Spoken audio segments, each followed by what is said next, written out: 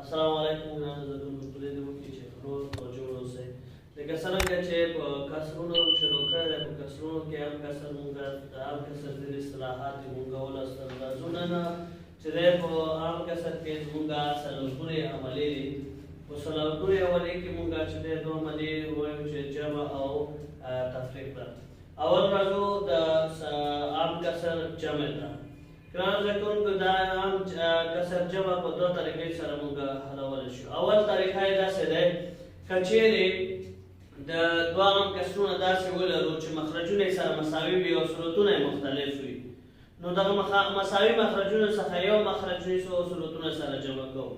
مثلا مثال 3 پر 2 جمع دی 15 پر 2 زده کوونکو ګورئ دې مثال کې چې دې دواړه مخرجونه سره مساوي دي صورتونه سره چې دي مختلف دي مساوي مخرجونو څخه یو مخرج لیکو صورتونه سره جمع کوو 3 جمع 15 مساوي کېږي دلته 3 او 15 اته پر 100 سره 2 سره راځو دویم خاصیت ده که چیرې په دوه کسرونه ولرو چې مخرجونه یې مختلف وي او صورتونه یې مختلف وي نو دې سره څه کوو نو مونږ چې دی تېره ورځ مونږ تجنیس کول هم لوستی و یا هم مخرج کول هم لوستی و د هغې څخه استفاده کوو مخرجونه سره مساوي کېږي نور چې دی د اول حالت په واسطه داسې حلوو راځو مثلا 3 پر 4 جمع دی 15 پر 2 ګرانو زده کوونکو دغه زموږ چې دی سوال دی او په دې سوال کې مخرجونه سره څه دي مختلف دي نو د دې د حل لپاره موږ وویل چې اول چې دی مخرجونه څه کوو هم مخرج کوو هم مخرج کول طریقه موږ تېره ورځ ولوستی و که چیرې موږ دوه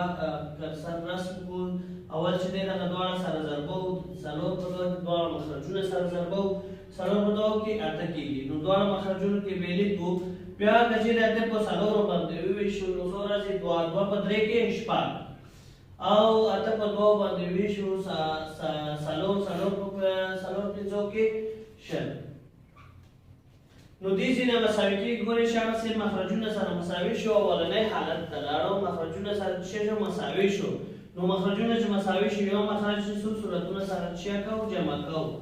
نو دې ځینې مساوي کېږي د شپږ پر 100 سره اته سره دا زموږ چې دی دویمه طریقه اوس راځو ګرانو زده کوونکو چې دی د تفریق په عملیه کې چې دی ځینې سوالونه تاسو ته کوو ګرانو زده کوونکو د عام کسر په جمع کې موږ سوالونه کار کوو په هماغه طریقه ده راځو چې دی دویمه عملیې ته چې دی د عام کسر تفریق ته د عام کسر تفریق کې هم شاګرد صاحب هماغه د کسرونو جمع په شان دوه حالات موږ لرو چې اول حالت موږ چې چیرې مخرجونه سره مساوي وي نو دې کې صورتونه سره څه کوو منفي کوو تفریق کوو که چیرې مخرجونه مساوي مخرجونه نه وي صورتونه سره تفریق کوو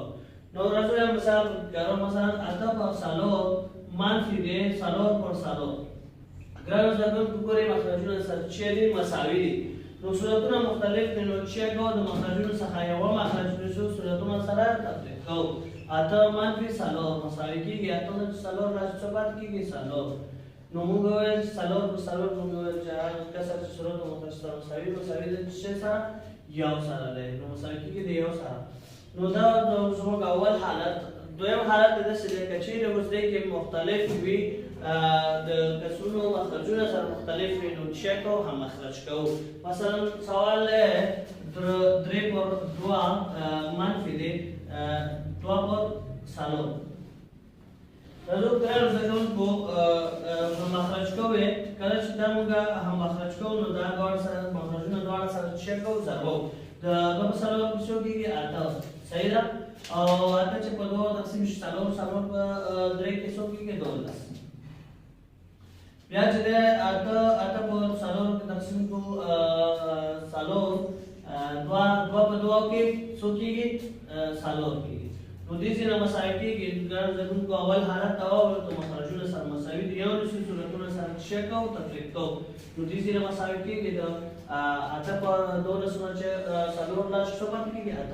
اته پر اته یعنې دا مساوي کېږي څو سره یو سره نو دا زموږ چې دی د نن ورځې درس تر څو چې بله عملې ته سبا انشاءالله یا بله ویډیو کې چې دی موږ تاسو ته دوه عملې نور کړو چې ضرب او تقسیم ده نو ښه وخت تر دې وخت